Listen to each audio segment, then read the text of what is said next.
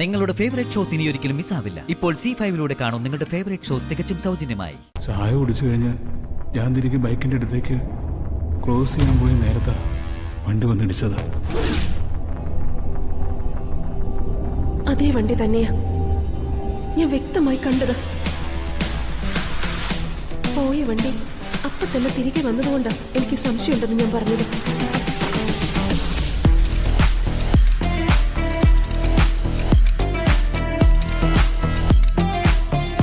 എടോ, താൻ ഇതിന് അതിനെപ്പറ്റി തന്നെ ഇങ്ങനെ ആലോചിച്ചോണ്ടിരിക്കുന്നേ? ഹോസ്പിറ്റലിൽ നിന്ന് വന്നപ്പോ മുതല് അത് ഓർത്തിരിപ്പാണല്ലോ. എടോ, ഈ ആക്സിഡന്റ് എന്നൊക്കെ പറഞ്ഞ മിക്കവരുടെ ജീവിതത്തിൽ ഉള്ളത് തന്നെയാ. അതോർത്തിനി വിഷമിച്ചിട്ട് എന്താ കാര്യം? വിഷമല്ല സച്ചേട്ടാ, സംശയം. സംശയം? എന്ത് സംശയം? ഇതൊരു സാധാരണ ആക്സിഡന്റ് ആണോ എന്നുള്ള സംശയം. രണ്ടാമത്തെ തവണയാ അനുപേട്ടനെ മനഃപൂർവ്വമായിട്ട് അപകടപ്പെടുത്താൻ നോക്കുന്നത്. രണ്ടും ഏകദേശം ഒരേപോലെ. അന്നത്തെ പോലെ തന്നെ ഇതിന് പിന്നിൽ നമ്മൾ അറിയാത്ത അല്ലെങ്കിൽ നമ്മളെ കാത്തിരിക്കുന്ന എന്തോ വലുത് വരുന്നുണ്ടെന്ന് എന്റെ മനസ്സ് പറയുന്നുണ്ട്. എടോ, താൻ പറഞ്ഞു വരുന്നത്? അതെ, അവന്തികടത്തെ കുറിച്ച് തന്നെയാ.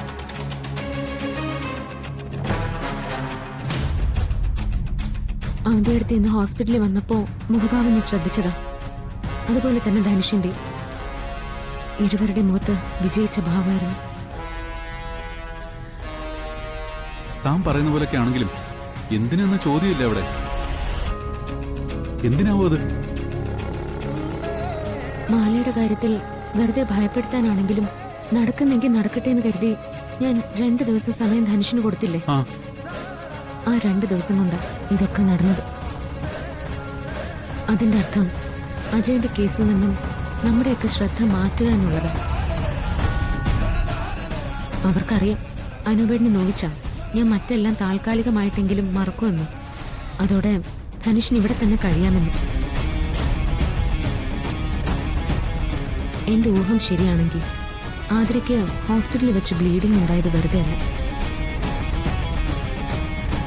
അതിന് പിന്നിലും മറ്റെന്തോ ഉണ്ട്. ഇതിവിടെ തീരുന്നൊന്നല്ല സച്ചേട്ടാ.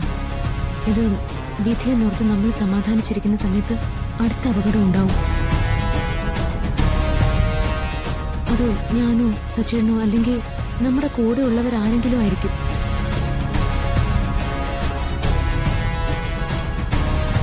ചിലപ്പോ എല്ലാവരും അപകടപ്പെടുത്തി എത്രയും വേഗം ഈ വിവാഹം നടത്തിയെടുക്കാൻ പോലും ആയിരിക്കും അവരുടെ ശ്രമം. അതെങ്ങനെ നടക്കും? ഇനിയും ഒരാഴ്ചക്ക് പുറത്തില്ലേ മുഹൂർത്തം കുറിച്ചെന്ന ഡേറ്റിന്?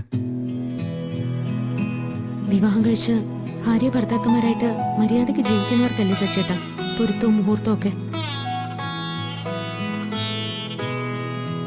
ജോത്സ്യന്മാർ അവരുടെ കൂടെ ഉള്ളപ്പോ അതിനാണോ പ്രയാസം?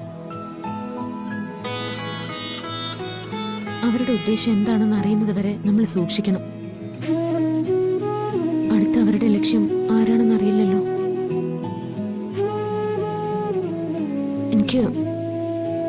എനിക്കെന്തോ പേടി തോന്നി തുടങ്ങി സച്ചേട്ടാ.